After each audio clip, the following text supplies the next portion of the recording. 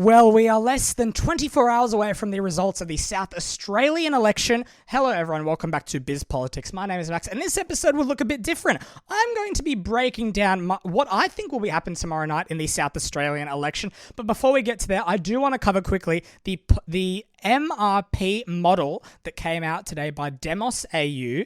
Now, looking at the primary vote, it looks like Labor will be on 29%, One Nation at 27%, Liberal National Coalition on 21%, Greens on 12%, and others/independents on 11%.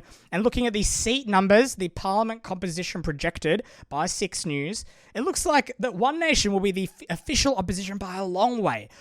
The ALP looks to be on 83 seats, One Nation on 52, higher than the current number of coalition MPs.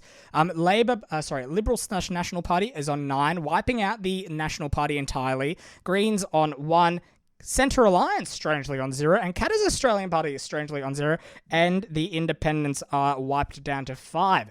So that's really interesting. I want to get back to that later, but looking over at the South Australian election. Now, of course, the upper house and the lower house results will come out tomorrow around 6 p.m, and it's very likely that Labor, or almost guaranteed, I don't want to get too ahead of myself, but it's almost guaranteed that Labor walk away with the victory in this one. But whether or not One Nation get opposition status is another projection that I want to sort of make today. Look, I don't think it'll happen this time around.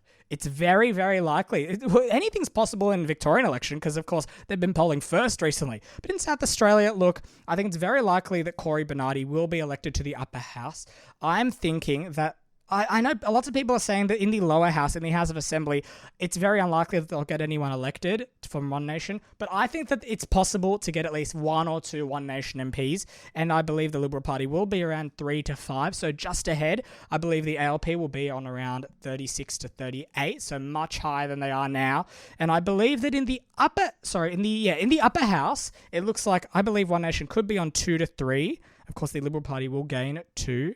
Possibly, and the ALP 5 to 6, and of course the independents on 1. So that's my projections, and I'll put that up on the Instagram, biz_politics, and let me know what you think. I'll have your live coverage tomorrow night. I'm really excited for this one. I've been waiting for this one for the past few months.